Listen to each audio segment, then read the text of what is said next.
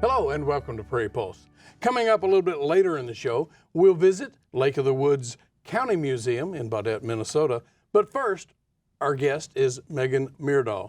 And thanks, Megan, for joining us today. Thank you for having Now, me. you're the co-founder of the Food of the North program, the Little Free Garden, and the Red River Market. Yes. Sounds like you're a busy lady with everything. But before we get to that, tell the folks a little bit about yourself, maybe your background, where you're originally from. Sure. So I grew up in Park River, North Dakota, which is in the northeast part of the state. I come from a farming background. My family has farmed up in that area since the homesteading era, so the late 19th century.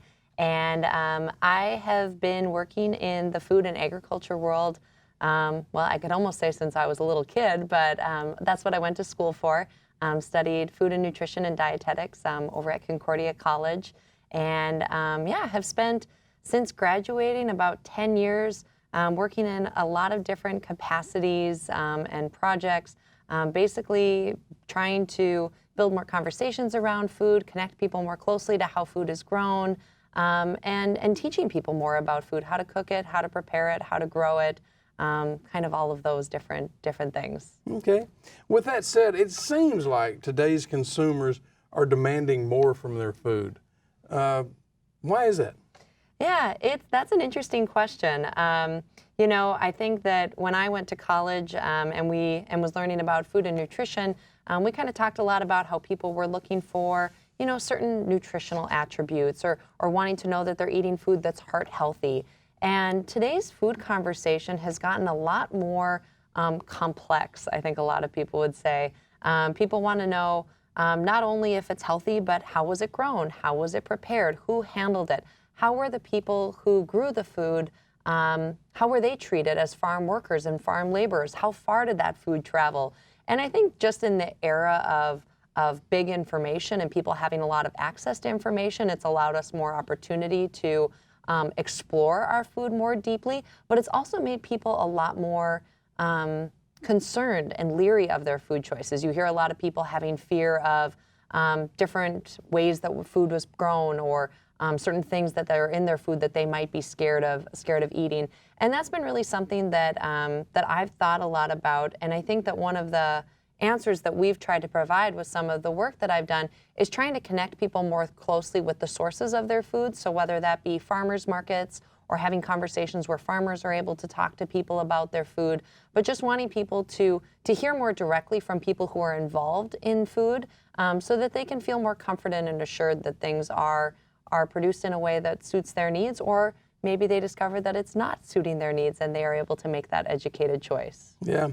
With that said, with all the work you're doing, so how has that work really focused on connecting people more closely with the food? Yeah, so I mentioned that I've been working in this area for about 10 years. I started my career out in Bismarck, working for the NDSU Extension, and at that time I really became kind of exposed to this idea of doing more community-based work and having partnerships and building relationships with people. And I really have started my career doing that in the food space and then translated that into what I'm doing now. But when I was out in Bismarck, some of the folks that I connected with that were also interested in this idea were people that worked in parks and recreation services that wanted to create spaces for people to recreate outdoors, and farmers who were looking for marketplaces to sell their goods. And through those conversations and connecting with those people, we decided on this idea of starting a farmers market there. And I think farmers markets are an amazing place to go and purchase local food, but it's also an amazing place for people to connect more closely with their food and talk with people who are growing it and producing it. So the Biz Market was one thing that was created, and I think it's going on like 7 or 8 years now and has become a very successful farmers market. But here in Fargo, through some of the work that I've done with the Red River Market and starting that marketplace, are again, not only places for commerce, but also places for conversation and places where people can ask those questions. And then with the initiative that I founded with some friends called Food of the North, we host a number of different events that connect people with all sorts of different people in the food system. So we've hosted conversations with people who are experts on composting, with farmers, with community gardeners, with people who run farmers markets, and just trying to, one, build more appreciation for the work that those people are doing, but two, also to help people to understand a little bit more what this whole big complicated food system that we're involved in means. I think that you can go to a grocery store and you think that that is where food comes from. But there is so much more behind the scenes of that, and we want people to know more about that. Yeah. Well, as I introduced you on the show, you said co-founder of some different things here. Let's go over them one at a time here. Sure, sounds good. So what is the Little Free Garden? So Little Free Garden is a project that is based on encouraging people to raise small gardens in publicly accessible places. So basically what happens is, if I am a person who owns a Little Free Garden, I plant a small garden in my front yard, or in my place of business, or maybe at my church. And the food that is grown in that box, I am responsible for maintaining that, for weeding, for planting, for watering. But the food that's grown in there can be harvested by anyone who wants it or needs it. So it's this idea of making good, nutritious, locally grown food available to anyone who wants it or needs it. We started the project. This is a Food of the North project. We started it in 2016, and we have now grown to 270 gardens in 19 states, Canada, and we also have gardens in Lisbon, Portugal, which is kind of random, but pretty cool. But we really think about the gardens in two senses. One is it's a small amount of food that's providing nourishment to someone who might not otherwise have it. But in another sense, it's also this idea of rethinking front yard spaces. We have a tendency today that if we have a yard in our property, we spend most of our time congregating in the backyard and not in the front yard. And front yards are a really amazing place to be able to connect with neighbors, for people who are walking by. And we want to have them be a place for conversation and for meeting people in your community. And I know for myself with my Little Free Garden, when I'm up there doing anything with it, it's when I talk to my neighbors and they'll come over and ask, what do you got growing in the garden this year? Or a woman came by last summer and she asked what I was gardening, and she said, I have the perfect strawberry plants that I want to give you to put in there. Hold on, I'll be right back. So it's really a neat way to connect with people. So it's one part the food and allowing people to reconnect with growing food and providing food to people in need, but it's also a great place for conversations and to connect with your neighbors too. Okay, so that's Little Free Garden. And you mentioned, so what is Food of the North? So it's a little bit of I don't want to say complicated history, but so we started a Food of the North and I say we, I am a co-founder along with Gia Rassier and Jeff Knight. Those are the two folks that I founded these projects with. But I think it might be best if I step back a little bit. So I helped to start the Red River Market, which is our downtown farmers market, in the summer of 2015. And in doing so, it was an amazing way to connect with a lot of farmers in our region who were looking for a great marketplace to sell their local goods and their local produce. And at that time, we really didn't have a big, robust farmers market in the Fargo-Moorhead area. There were some smaller markets, but for whatever reason, we just didn't have that large central farmers market that seemed like our community could support at that time. So there were a group of us who came together to organize what is now the Red River Market. And we started that in the summer of 2015. And in that time, meeting those farmers and having those conversations, I'd go to the farmers market and look at these booths where they had a 10-foot table where they'd have all their beautiful produce out. And I'd always say, wow, this produce looks absolutely beautiful. And they said, well, that's not everything that we grow. And I said, what do you mean? And then they'd say, well, we have stuff that looks terrible. We have the three-legged carrots and the misshapen cucumbers and all of this wonky-looking produce, but we don't bring that to the market because nobody will buy that. And so that kind of sparked this learning more about this idea of ugly food or cosmetically imperfect produce. I'm not sure if you're familiar with that, but it's this idea that fruits and vegetables are supposed to look a certain way in order for them to be something that consumers want to buy and eat. And learning about this and kind of unpackaging this issue and realizing that that is a significant contributor to food waste because consumers don't want to buy things that don't look perfect. And so Gia Rassier, Jeff Knight, and I started talking about this, and we had this idea of wanting to host a community event to educate people more about food waste and this idea of ugly food.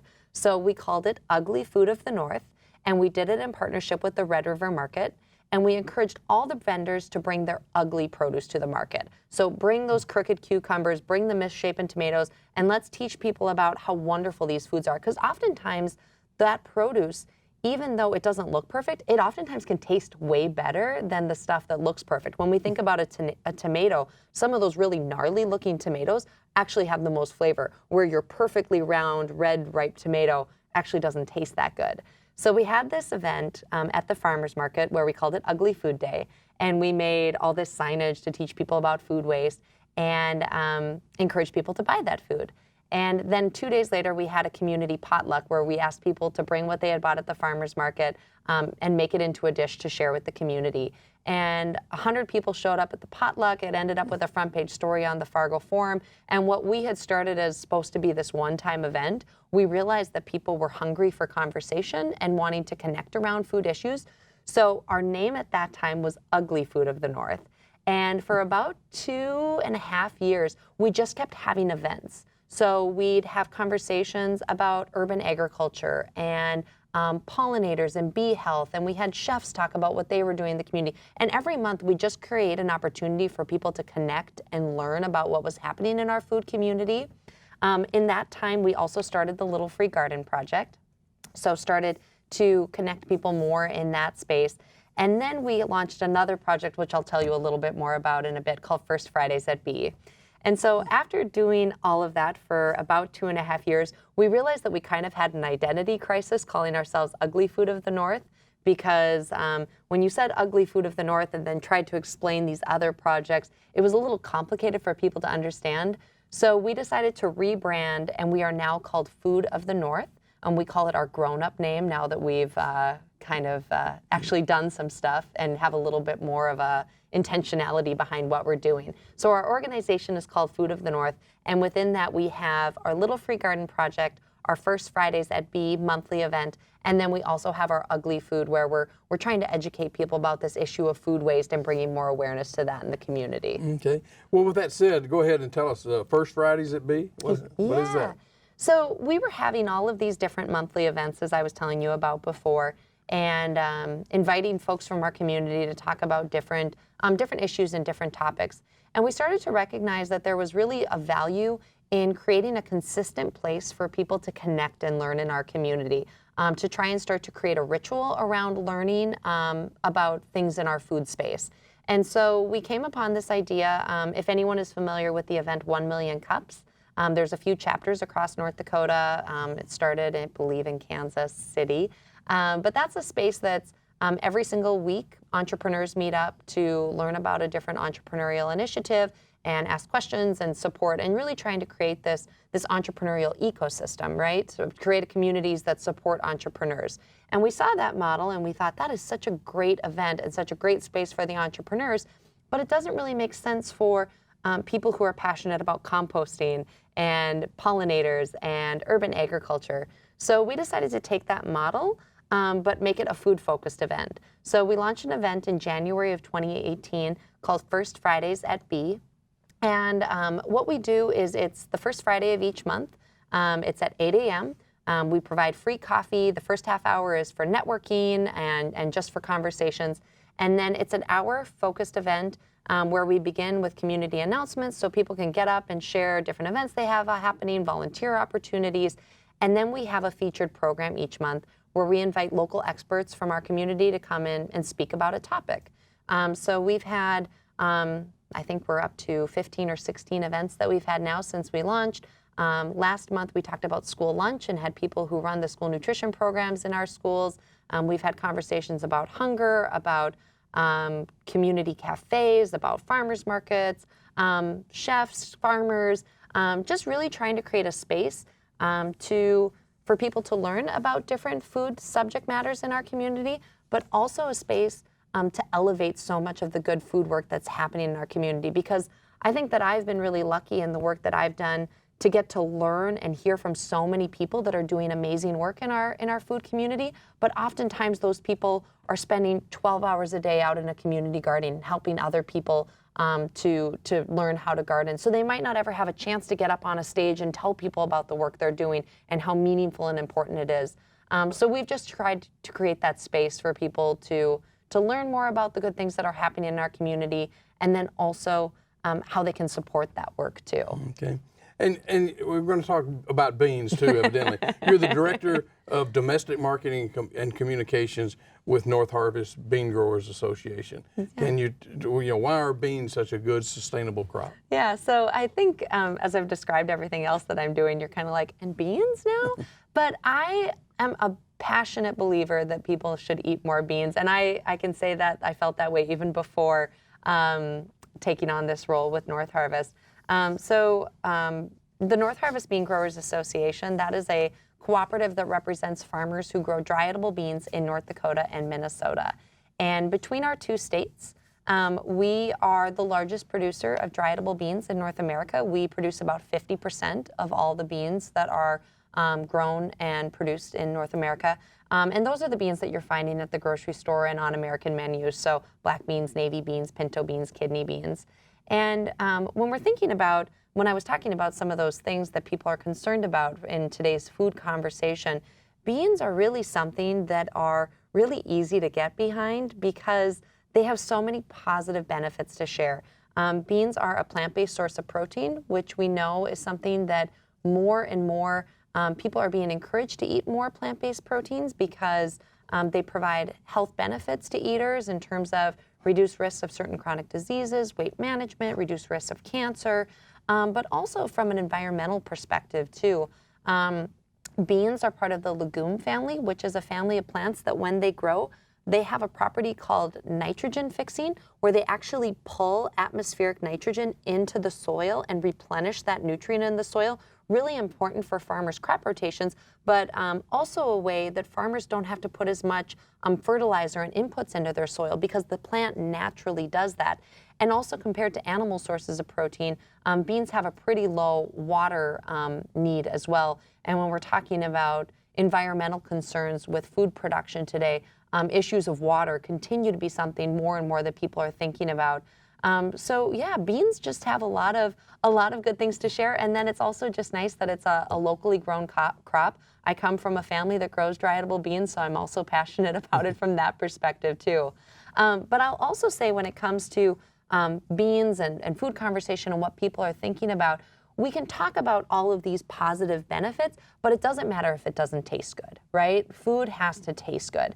And so that's something that North Harvest has been particularly passionate about, is trying to find ways that we can use different culinary techniques to make beans taste really good too. So we've done a lot of work with recipe development and that type of thing to make beans not only something that you know you should eat and that's good for you and good for the planet, but also something that can be really craveable and delicious too. You know, what can the United States do to help the world sort of achieve better nutrition and the ability, I guess, to grow their own food? Yeah, I think that's an interesting question. I think that here in the U.S. we have a tremendous amount of resources, technology to have created the food system that we have, and we have a pretty phenomenal food system in the U.S. in terms of thinking about what we have been able to produce and how we have been able to grow a consistent food supply that is feeding our U.S. population and feeding much of the world as well. But I'm hesitant to say that we as the U.S. should go out and lead the charge on how the world should be producing food. I think that we have wonderful resources and technologies and ideas that we can share, but I really believe that a lot of positive things can happen with communities and regions working with the knowledge and people that they have in those places to really discover what needs to be done in those places. Yeah, but how can someone go about starting a sustainable garden or farm?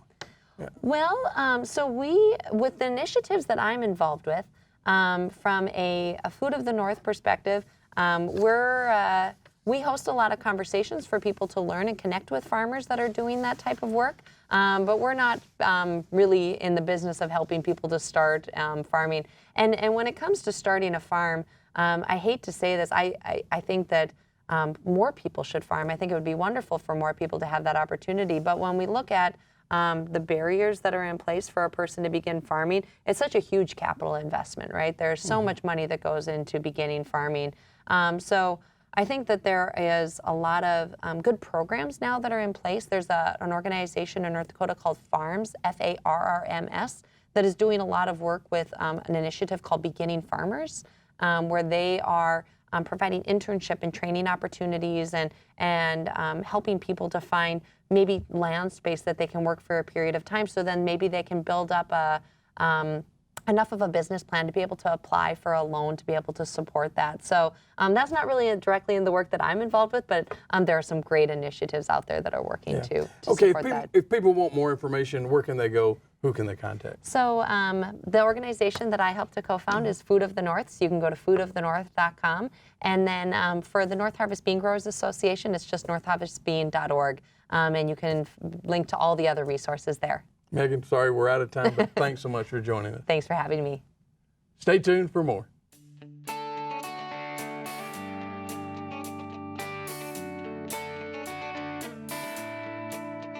The Lake of the Woods County Historical Society Museum is situated in lovely Baudette, Minnesota. Its mission is to collect, preserve, and interpret the history of the county. Lindsay Marshall takes us on a tour.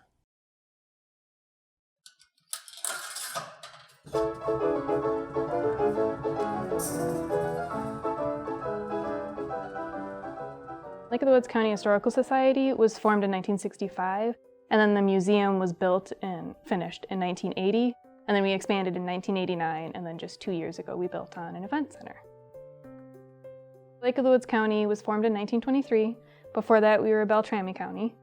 There's about 7,800 square miles in the county, and then there's about 4,000 people. We have Zippel Bay State Park, the Northwest Angle, there's Garden Island is a state park up there. There's also Norris Camp out to the west, which is a CCC camp. We have exhibits spanning from archaeology to the fire of 1910, domestic life, school life, pretty much all different facets of life. October 7th, I believe, a train spark caused the fire, and it just grew really rapidly because it's really dry here. It started from the west and then moved to the east, and it engulfed a good chunk of the county. All of Baudette and Spooner, west to like Pitt and Grayston. 42 people died, 27 are in a mass grave. It killed your livestock and any chance of logging, so the logging industry changed over to agriculture because you can't log without trees. Everything was gone in just 2 hours, and then they were able to rebuild and things were kept going the next year. We have a bar. Originally, it was from Rainy River, and then it moved over to Spooner, so after the fire. And it was there until, I think, the 80s. People will come in and remember going over to Eastside Bar or Camp One. The Nickelodeon was always a hit. It's like a player piano, so you put a nickel in, and it plays 8 different instruments. We have a printing press. It still works. We have a guy who used to work on it, and he can clean it and reset all of the type and run it. We have a lot of archives and photographs. We have well over 1,000 photographs and postcards. We try to do a program once a month. Summer school kids come during the summer, and then we have 2nd and 5th graders come each year. We're starting a new program where we do coffee and conversation every other week in the winter, and then the opposite weeks I go over to the senior center and I bring things over to get those memories on tape. Lake of the Woods County, it's sort of up in the middle of nowhere. Like I tell people that I live up on the Canadian border and they just think, oh, Brainerd. I'm like, no, like literally on the border. So you have that interaction between the two countries. I think it has a really unique history. There's CCC history, there's fishing, there's the train, there's the fire of 1910. I'd like to get more interactive things. I'd like to do something that's more recent history to everybody. So kind of put a 1950s or 60s kitchen. try to use some of the oral histories into the exhibits and just more tactile things. I'd like to get more younger kids in. The older generation is great, but like the younger generation is what's going to keep sustaining the museum. The museum relies heavily on volunteers. We have looking back column in the newspaper, so it says 10 years back, 20 years back, 30 years back. And so a volunteer will just pick a year, and then they'll write 5 events that happened that week and that year. We have other people who just come in and clean, other people who type, inventory textiles, file things. If you come in, I will find you something to do.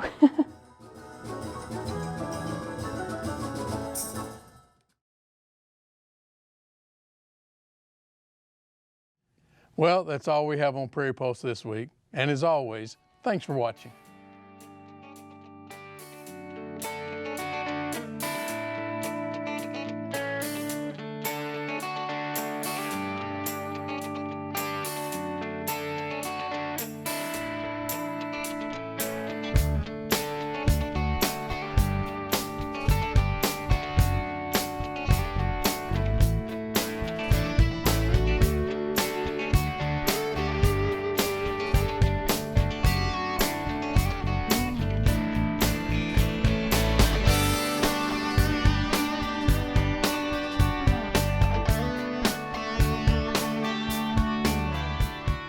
Funded by the Minnesota Arts and Cultural Heritage Fund with money from the vote of the people of Minnesota on November 4th, 2008. And by the members of Prairie Public.